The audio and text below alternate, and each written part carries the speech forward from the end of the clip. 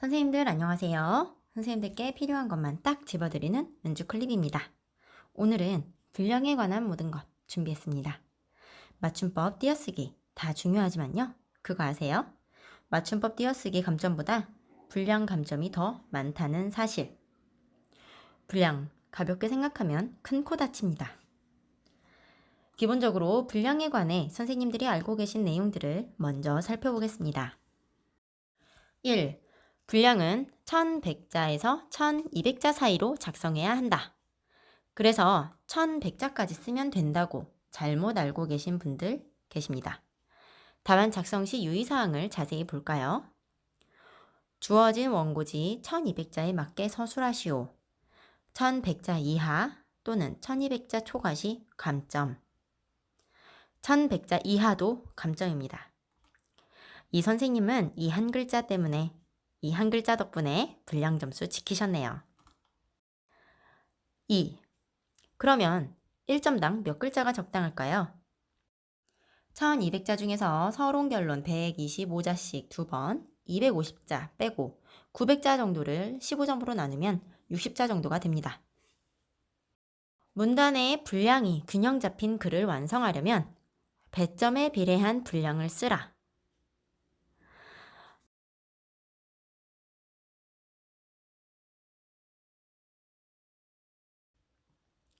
4. 한 칸이라도 쓰면 그 줄은 전체가 분량에 들어갑니다. 사실은 이 답안은 1101자가 아니죠. 1125자로 완성된 답안입니다. 그렇다면 이 답안은 총 몇 자일까요? 맨 마지막 줄을 10칸만 쓰셨으니 1135자일까요? 아닙니다. 1150자입니다. 빈칸이 남아도 한 칸만 써도 그 줄 전체가 분량에 속합니다. 5. 교정할 때 세 글자를 추가하면 세 글자만 추가된 만큼 분량이 늘어난 것이다? 그럴 때도 있고 아닐 때도 있습니다. 단 세 글자라도 글자를 추가했을 때 그 문단의 마지막 줄이 다음 줄로 넘어가면 25자가 추가된 것입니다. 앞에서 설명했듯이 그 줄에 한 칸이라도 쓰게 되면 그 줄 전체인 25자가 추가되기 때문이죠. 선생님께서 지금 결론까지 모두 1200자를 채워서 써주셨습니다. 뒤에 3칸이 남았네요. 그런데 만약에 교정을 하시다가 앞문단이 여기에서 끝났거든요. 이 앞문단에 어딘가에 글자를 추가하셨다 라고 해볼까요? 그랬을 경우에 만약에 이 부분에 3글자라도 2글자라도 추가를 하셨다 라면 그 2글자만큼 당연히 끝이 밀리겠죠? 그러면 이따가 요 다음 줄에 맨 앞으로 오면서 결론은 한 줄이 밀리게 됩니다. 그러면 1200자에서 끝났던 문장이 단순히 2칸 늘어나는 것으로 끝나지 않고 결론 전체가 한 줄이 밀리기 때문에 1200자가 넘어서 분량에 감점이 있을 수 있겠죠. 그러니까 이렇게 앞문단에 특히 빈자리가 거의 없을 때는 글자를 끼워서 쓰실 때 한두 글자라도 조심하셔야 합니다. 본론의 두 번째 문단을 완성을 다 하시고 마지막에 교정을 하실 때 학생 측면에서 교사 측면에서라는 문구를 지워주셨습니다. 그러면 지워주신 이 글자 수만큼 빼지는 거죠. 그래서 전체의 분량 계산에서 이 글자 수가 제외가 되는 겁니다. 그랬을 때 다음 장까지 이어진 이 문단에서는요. 앞에서 14자가 줄었기 때문에 당겨지는 거라고 보시면 됩니다. 그렇다면 마지막에 결론을 이렇게 정리를 해주셔서 선생님께서 지금 1100자에서 25자 더 쓰셔서 1125자를 써주셨는데요. 만약에 교정을 하시다가 또 어떤 문장을 지우셨다. 그러면 어떻게 될까요? 당연히 그 글자 수만큼 끝이 따라 올라가서 1100자 이내로 줄어들 경우에는 분량에 감점이 있을 수 있는 것입니다. 그러니까 마지막에 교정을 하실 때도 글자의 삭제와 추가에 조금 신중하게 접근을 하셔야 합니다. 그러려면 평소에 되도록이면 마지막 2줄 정도는 남겨놓는 것이 좋습니다. 하지만 이것도 마음대로 되는 건 아니니 너무 스트레스 받지 마세요. 다음, 한 문장에 가까운 긴 내용을 끼워 쓰실 때도 주의하셔야 합니다. 여백에 2줄이 남았는데 한 문장에 빠져 끼워 넣으셨던 선생님. 한 글자 때문에 감점 받으셨습니다. 여백의 2줄은 50자인데 끼워 넣으신 문장이 50자가 넘었더라고요. 51자였습니다. 그래서 그거 다 세느라 힘들었어요. 다음, 분량과 떼어놓을 수 없는 문장수. 문장수는 논거수와도 밀접한 관련이 있죠. 3가지 쓰시오에 6점인 문제가 있습니다. 이 경우에는 논거를 몇 문장 쓰는 것이 좋을까요? 3가지에 6점이니까 한 가지에 2점. 논지와 논거에 1점씩이라고 생각하면 논지, 논거 합쳐 1점인 문장보다는 여유가 있네요.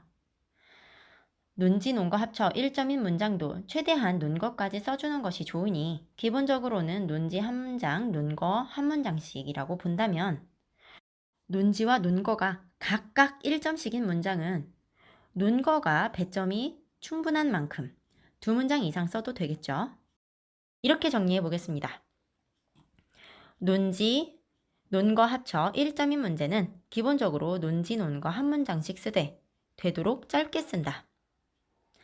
한 번에 가지수가 많은데 그 가지수마다 1점이어서 6가지에 6점을 쓰라 같은 경우에 이런 식의 문제는 논거를 다 쓸 필요는 없다. 논지, 논거 합쳐 2점이어서 논거에도 1점이 배당된 문제는 최소 2문장을 쓰는 것이 좋다. 자, 그러면 또 분량이 모자라는 분, 분량이 넘치는 분들이 있죠. 진단법과 분량 조절 팁 들어갑니다. 분량이 모자란 분들은 이런 점을 체크해 보세요. 혹시 논거를 빠뜨리지 않았나? 보통은 쓰라는 게 워낙 많아서 넘치거든요.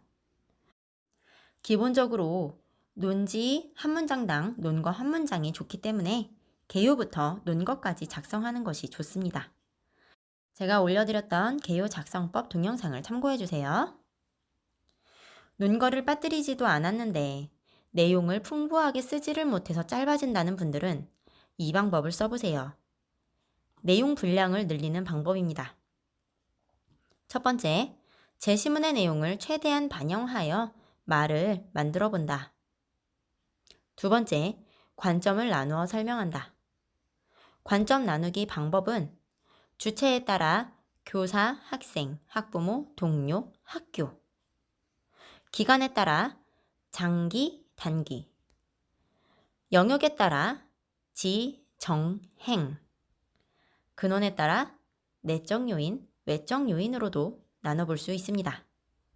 관점을 나누는 것만으로도 그 관점을 설명하는 문장이 필요하기 때문에 분량이 늘어날 수 있습니다. 이렇게 내용도 찾을 만큼 다 찾았다. 그래도 분량이 모자라다 하면 이 방법을 써보세요. 형식 분량을 늘리는 방법입니다. 첫 번째, 상황 묘사를 하는 말을 한 문장 정도 넣는다. 예를 들어 문제가 김 교사가 직면한 문제점을 쓰라 라면 상황 묘사 문장은 김 교사가 처한 상황에 대한 문장을 그대로 써주는 거죠. 김 교사는 현재 여러 가지 문제에 직면해 있다. 같이 꼭 안 써도 되는데 그래도 문제와 관련된 말을 써주는 겁니다. 두 번째, 답을 첫째, 둘째 쓰기 전에 무엇은 다음과 같다 라는 말을 써보세요. 그렇다고 너무 자주 쓰시면 부자연스럽고 형식적으로 보이니 쓰더라도 한 문단에 2번 이상은 쓰지 마세요. 한 문단에 1번 이내로 쓰세요. 세 번째, 본론의 마지막 문단의 끝에 매직 센턴스를 넣습니다. 본론 3까지 다 썼는데도 분량이 모자라다. 만약 본론 3의 내용이 진영이를 위한 김교사의 지도 방안 3가지라면 매직 센턴스는 이러한 방법으로 지도를 하면 진영이에게 필요한 역량을 길러줄 수 있다 라는 논점을 한 번 더 설명해주는 문장이죠. 네 번째, 그래도 분량이 모자라다 하면 결론 맨 앞에 매직 센턴스를 써주세요.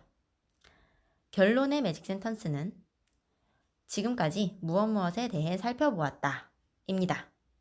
많이 쓰지는 않는 표현이지만 그래도 분량 점수가 깎이는 것보단 나으니 최후의 수단으로 고려해보세요. 이번에는 분량이 넘치는 분들을 위한 팁입니다. 먼저 이런 점을 확인해보세요. 논지마다 논거를 2문장 이상 쓴 곳은 없는가? 논거가 2문장 이상 필요한 경우는 논거에도 1점이 배당되었을 때 뿐입니다. 분량이 넘쳐서 고민이시라는 분들의 글을 보면 논거 수가 어디서는 1문장, 어디서는 2~3문장, 일관성이 없어서 양 조절에 실패하신 경우가 많아요. 그러니까 논거 수는 항상 기본 1문장에 점수가 논거에 배당되어 클 때만 2문장 정도로 절제해서 쓰는 습관을 들여주세요. 문장을 길게 쓰지는 않는가? 이것도 살펴보세요. 문장이 길어진다는 건 불필요한 말이 들어가 있기 때문일 수도 있어요. 문장을 2줄 이내로 절제해서 쓰는 습관을 들여주세요.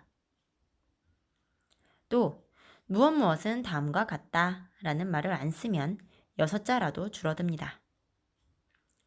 최후의 수단, 접속사도 빼세요. 접속사 꼭 들어가야 하나요? 아닙니다. 작가들이 책을 쓰거나 출판사에서 책을 만들 때는 접속사를 되도록 뺍니다. 논리적인 글은 탄탄한 문장들만으로도 충분히 논리성이 확보되기 때문이지요. 저도 접속사 안 썼습니다. 모 교재의 만능 틀에서 먼저, 다음으로, 마지막으로를 써서 거의 대부분의 선생님들이 쓰시는데요. 안 쓰시는 선생님들의 글을 보면 어색하지 않아요. 글 전체의 체계성은 접속사에서 오는 것이 아니고 글에서 옵니다. 접속사가 있어야 논리적인 글은 문장들만으로는 부족하기 때문에 접속사가 필요한 겁니다. 그러니까 조금 더 자유롭게 선택하셔도 됩니다. 지금까지 분량에 관한 모든 것, 분량 조절 팁 편이었습니다. 이제 제가 준비한 논술 노하우 정리는 끝났습니다. 교육하기 고민인 선생님들의 요청으로 다음 주부터는 교육학 클립을 나눌 예정입니다. 저는 전문 강사는 아니지만 교육자입니다. 우리가 가는 길에 꼭 필요한 교육학, 선생님들과 함께 공부해서 나누겠습니다. 유튜브 스터디 이야기가 있는 키워드 교육학 커밍 순. 감사합니다. 이야기가